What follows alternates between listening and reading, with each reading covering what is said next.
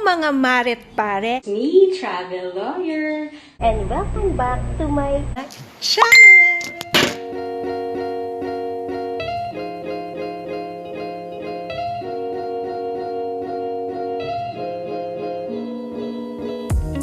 Hello mga Mare at Pare!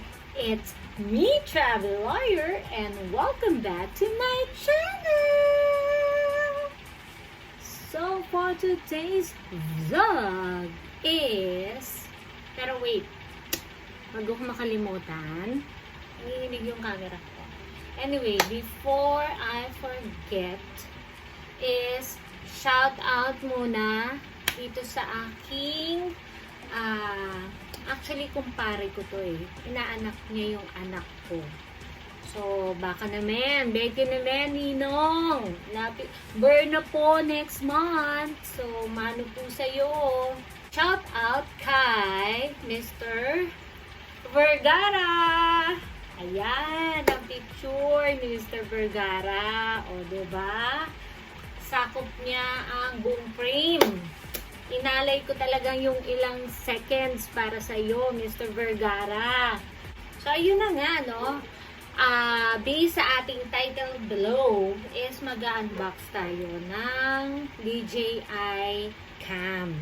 As well, yun nga, kasi ito ay katas ng aking unang sahod sa YouTube.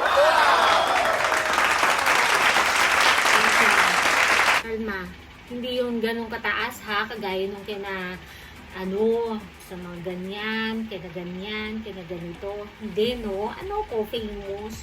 I am a small YouTuber lang. So, kalmahan lang natin. And besides, talagang nag-explain sa inyo do. Magamit ko kasi nga ito dito sa aking vlogging life. So, bilang handy siya, ayan, handy. Ayan, magandang quality. Refurbish kasi nga ito. Nakuha ko to actually sa LAZADA. So, nag-check ko ng mga review. Basa ko naman lahat halos ng reviews. And maganda naman. So, may explanation sila kung ano yung refurbish. Papakita ko rin sa inyo yung later. Okay? So, without, para hindi na rin kayo mainip, ito na ang aking unboxing ng aking DJI camera. Watch this. Umpisahan natin sa nasa LAZADA yan. So, puntahan natin ang DJI official store. So, ito yung inavail ko na OSMO Pocket Refurbish. Ito yung mga specs nung aking OSMO Pocket. So, eto na. Dumating na. I-unbox ko na siya. Pero, ano ba ang refurbish? Ang sagot ng store is, although here in the Philippines, it means repaired, we called it refurbish because these items were shipped first to Europe, but unfortunately not sold. It was never used nor opened, so they sent it to the Philippines instead. Rest assured that these items are new and not in any way damaged.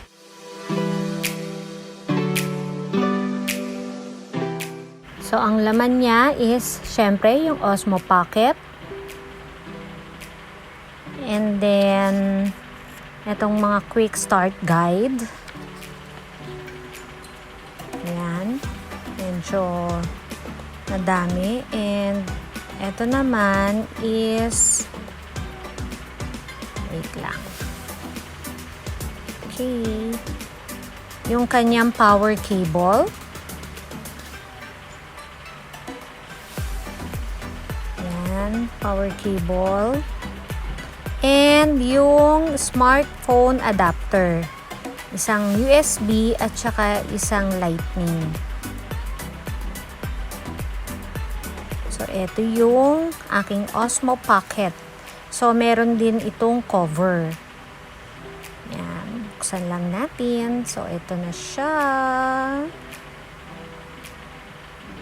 Yan. Bago pa, 'di ba? So, since naka-iPhone ako, ang ilalagay ko is hindi ito. Kasi pang USB-C ito. Pinakita ko lang sa inyo.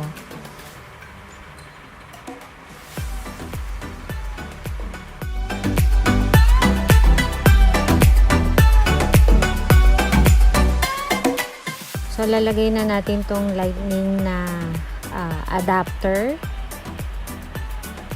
Ingat na ingat ako kasi baka masira ako agad. So, ayan. Okay, successful. So, ina-navigate na natin siya. Nilagay ko siya sa aking phone. So, ayan. Lalabas ito once na nilagay natin yung OSMO Pocket sa ating cellphone. And the-download natin, syempre, yung DJI Osmo na app. Na matatagpuan yon sa App Store if iPhone kayo or Google App pag Android. So, yung firmware, in-update din natin, syempre. Ayan, okay lang natin yan.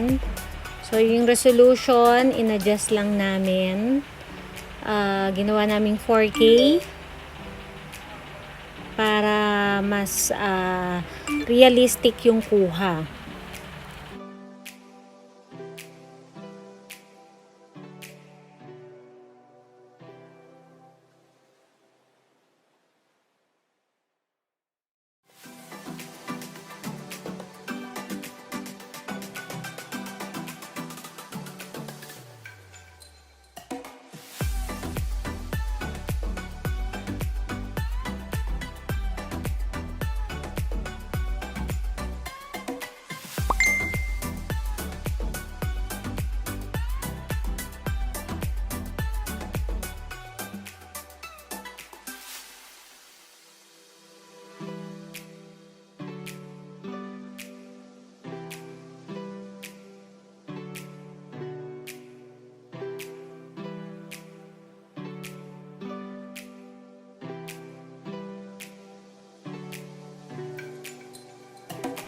So, ready na itong aking camera. Itong aking Osmo Pocket para mag-vlog. So, ito yung sample vlog.